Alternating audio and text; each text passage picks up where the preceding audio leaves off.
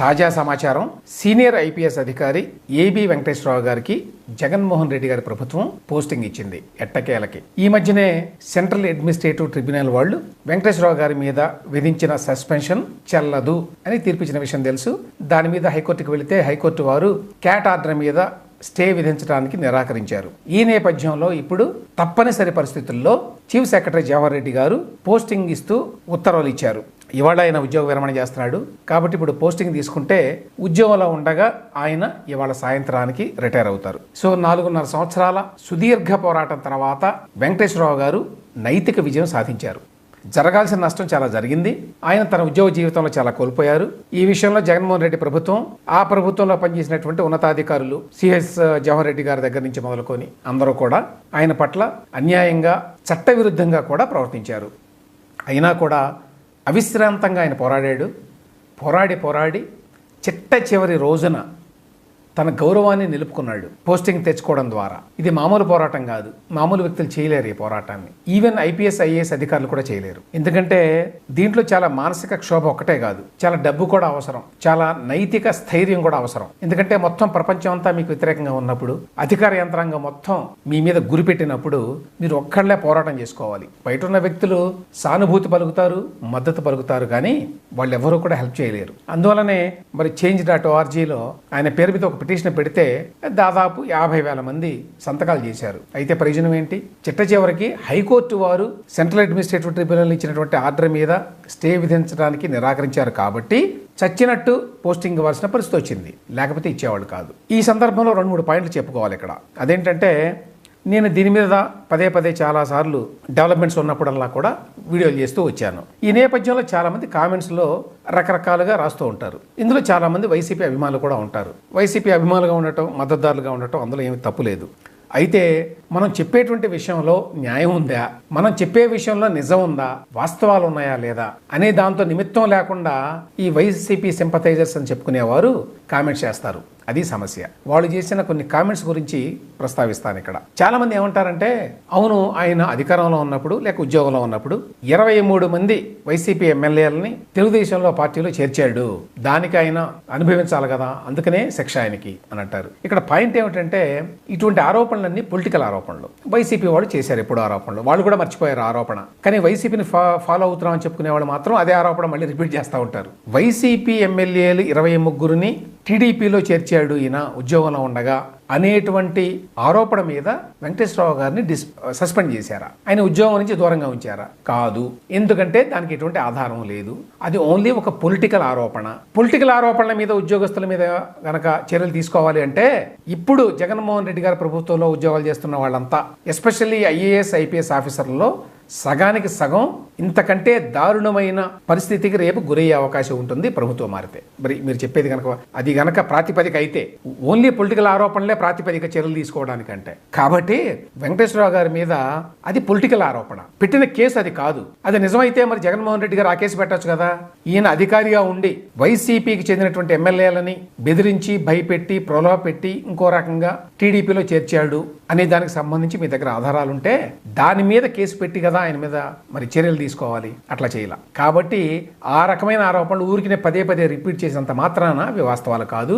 అటువంటి ఆరోపణల బేసిస్ మీద కనుక చర్యలు తీసుకోవాలంటే జవహర్ రెడ్డి గారి దగ్గర నుంచి మొదలుకొని, రాజేంద్రనాథ్ రెడ్డి గారి దగ్గర నుంచి మొదలుకొని ఇంకా చాలా మంది ఉన్నారు, అనేక మంది మీద ఆ రకమైన చర్యలు తీసుకోవచ్చు. నెక్స్ట్ పాయింట్, దేశద్రోహానికి పాల్పడ్డాడు, ఆ సంగతి చెప్పరేంటి మీరు అని కొంతమంది రాస్తుంటారు కామెంట్స్లో. దేశద్రోహానికి పాల్పడ్డారు అనే మాట వీళ్ళకి ఎక్కడి నుంచి వచ్చింది? వీళ్ళంతా ఏంటంటే సాక్షి పత్రిక చదివి ఏది వాస్తవమో ఏది అవాస్తవమో తెలుసుకోలేనటువంటి ఒక అయోమయ స్థితిలోకి వెళ్ళిపోతారు. ఆయన మీద తొలిసారిగా కేసు పెట్టిన ఆ సందర్భంలో ఇంకా ఛార్జ్షీట్ కూడా ఫైల్ చేయక ముందే సాక్షి పత్రికలో లేక మొత్తం వైసీపీ ఈకో సిస్టంలో ఈ ప్రచారం చేశారు. ఆయన దేశద్రోహానికి పాల్పడ్డారు, ఆయన ఏవో పెగాసస్ నుంచి ఏవో తెప్పించారు, ట్యాపింగ్ ఇంకేదో చేశారు, దీనివల్ల దేశ భద్రతకు ముప్పు వచ్చింది, ఇంతకంటే ఘోరమైన నేరం లేదు, ఇట్లాంటివన్నీ మాట్లాడారు. అవన్నీ ఓన్లీ మాటలే. యాక్చువల్గా పెట్టిన కేసు వేరు. యాక్చువల్గా పెట్టిన కేసు ఏమిటంటే, ఇంటెలిజెన్స్కి సంబంధించి కొన్ని సెక్యూరిటీ ఎక్విప్మెంట్ కొనడానికి ఈయన ప్రతిపాదించారు, లేక ఈయన కొన్నారు. ఆ కొనడంలో అవినీతికి పాల్పడ్డారు, అంతే, అదే కేసు. అయితే ఆ కేసుకి ఏమాత్రం ప్రాతిపదిక లేదు. ఎందుకంటే వీళ్ళు చెప్పినటువంటి ఎక్విప్మెంట్ని ప్రభుత్వం యాక్చువల్గా కొనలేదు. నంబర్ 1. నంబర్ 2, కొన్నని ఎక్విప్మెంట్ మీద ఎవడన్నా లంచం ఇస్తాడా? 3, యాక్చువల్గా ఎటువంటి ఎక్విప్మెంట్ని అంటే ఫైనాన్షియల్ ఇష్యూస్ ఇన్వాల్వ్ అయినటువంటి ఎటువంటి నిర్ణయాన్ని ఇంటెలిజెన్స్ డీజీపీ తీసుకోడు. అది ఓన్లీ డీజీపీ గారు మాత్రమే తీసుకుంటారు. డీజీపీ గారితో పాటు హోమ్ సెక్రటరీగా ఉన్న వ్యక్తి వారు రికమెండ్ చేయాలి. అప్పుడు ఫైనాన్స్ డిపార్ట్మెంట్ వారు డబ్బులు ఇస్తారు. అది ప్రాసెస్, ఎవరికైనా తెలిసింది. అంతేగాని ఇంటెలిజెన్స్ డీజీపీయో లేకపోతే హోమ్ గార్డ్స్ డీజీపీయో మరొకళ్ళు ఫైనాన్షియల్ వ్యవహారాలకు సంబంధించి నిర్ణయాలు తీసుకుని సంతకాలు పెట్టేటువంటి అధికారము, హక్కు ఉండవు. కాబట్టి ఆయన బాధ్యత యాక్చువల్గా ఇందులో ఏమీ ఉండదు. అందువల్ల ఆ కేసు ఎప్పటికీ నిలబడదు. ఒకటి, ఆయన మీద పెట్టిన కేసు కూడా దానికి ఏమీ ప్రాతిపదిక లేదు. దాన్ని అడ్డం పెట్టుకొని సస్పెండ్ చేయడానికి మాత్రమే జగన్మోహన్ రెడ్డి గారి ప్రభుత్వం ఉపయోగించుకుంది ఆ కేసుని. ఎవరి మీదైనా సరే ఆరోపణ చేసి సస్పెండ్ చేయొచ్చు ప్రభుత్వ ఉద్యోగం మీద. దాన్ని నిరూపించక్కర్లా ముందు సస్పెండ్ చేయడానికి. దానిని అడ్డం పెట్టుకుని జగన్మోహన్ రెడ్డి కింద ఉన్నటువంటి జవహర్ రెడ్డి గారు లేకపోతే ఆ రాజేంద్రనాథ్ రెడ్డి గారు ఇట్లాంటి వాళ్ళంతా ఈ పనులు చేశారు ఉద్దేశపూర్వకంగా. సస్పెండ్ చేయడం కూడా ఆ విధంగా ఇండెఫినెట్గా సస్పెండ్ చేయడానికి వీల్లేదు. ఆ విధంగా సస్పెండ్ చేశారు. అది అక్రమం అని చెప్పి ఫస్ట్ టైం సుప్రీంకోర్టు కూడా కొట్టేసింది. అయినా కూడా మళ్ళీ సస్పెండ్ చేశారు. అంటే వాళ్ళు లెక్క చేయరు అంతే. మళ్ళీ ఈ ప్రాసెస్లో వెళ్ళాలి కదా అంతా. రెండోసారి సస్పెండ్ చేశారు. మళ్ళీ క్యాట్కి వెళ్ళాలి, క్యాట్ నుంచి హైకోర్టుకి వెళ్ళాలి, హైకోర్టు నుంచి సుప్రీంకోర్టుకి వెళ్ళాలి. ఇవన్నీ సంవత్సరాల తరబడి జరుగుతాయి కదా. సో ఆ రకంగా 2 సార్లు చేసిన సస్పెన్షన్ అనేది ఓన్లీ వాళ్ళకున్న అధికారాన్ని దుర్వినియోగం చేసిందే కానీ ఇందులో ఏది కూడా ప్రూవ్ కాలేదు అనేది పాయింట్. ఇంకెవరో రాశారు, కమ్మ జడ్జీలు తీర్పు ఇచ్చారని చెప్పి రాశారండి. అంటే జగన్మోహన్ రెడ్డి గారి పార్టీ కానివ్వండి, ఆయన సానుభూతి పరులు కానివ్వండి, మద్దతుదారులు కానివ్వండి, ఈ విష ప్రచారానికి ఎట్లా లోబడిపోయారు. అసలు వీళ్ళు మొత్తం రాష్ట్రంలో ఉన్నటువంటి చాలా మంది ప్రజల మెదళ్ళని ఎట్లా తొలిచేశారు అనడానికి ఇది ఎగ్జాంపుల్. వెంకటేశ్వరరావు గారి మీద ఫస్ట్ టైం క్యాట్లో ఆయనకి వ్యతిరేకంగా వచ్చింది. అప్పుడు యాక్చువల్గా రెడ్డి గారే ఉన్నారు. ఆ తర్వాత హైకోర్టులో ఆయనకు అనుకూలంగా వచ్చింది. సుప్రీంకోర్టుకి వెళ్తే ఆయనకు అనుకూలంగా వచ్చింది. ఈసారి ఇప్పుడు హైకోర్టుకి వెళితే హైకోర్టు వారు రిజర్వ్లో పెట్టి 2 రోజుల ముందు ఆ నిర్ణయాన్ని వెలువరించారు కదా. ఆ బెంచ్లో ఎవరున్నారు? జస్టిస్ సత్య సుబ్బారెడ్డి గారు, జస్టిస్ జ్యోతిర్మయ్య గారు. కాబట్టి కమ్మ జడ్జీలు ఎవరు కూడా ఈ తీర్పు ఇవ్వలేదు. ఇంకొక ఆయన అంటాడు, ప్రభుత్వం జగన్ గారి చేతిలో లేదు, ఈసీ చేతిలో ఉంది కదా, జగన్ గారి మీద ఎందుకు బురద చల్లుతారు, వారు కదా ఈ నిర్ణయం తీసుకోవాలి ఈయనకి పోస్టింగ్ ఇవ్వడం అని. నేను చాలాసార్లు ఎక్స్ప్లెయిన్ చేశాను. అయినా కూడా చాలా మందికి అది ఎక్కదనమాట. ఎంత మనం ఎక్స్ప్లెయిన్ చేసినా కూడా ప్రభుత్వం అంతా ఈసీ చేతుల్లో ఉండదు అని చెప్పి గతంలో చాలా స్పష్టంగా చెప్పాను నేను. విధానపరమైన నిర్ణయాలు తీసుకోవడానికి మాత్రమే ఎన్నికల టైంలో ఆయా ప్రభుత్వాలకి అధికారం ఉండదు. విధానపరమైన నిర్ణయాలు, పాలసీ డెసిషన్స్ తీసుకోవడానికి వీల్లేదు. అంటే కొత్తగా మీరేమీ చేయడానికి వీల్లేదు. ఆల్రెడీ ప్రాసెస్లో ఉన్నవి ఏవైనా సరే చేసుకోవచ్చు. మరి అట్లా అంటే రోజు అసలు అధికారులు ఆఫీస్కి రావాలా, ఫైళ్లు చూడాలా, రోజువారీ పనులు చేయాలా, వీధుల్లో చెత్త ఓడవాలా, వీటన్నిటికీ ఏమైనా పర్మిషన్ తీసుకుంటారా ఈసీ దగ్గర నుంచి? తీసుకోరు కదా.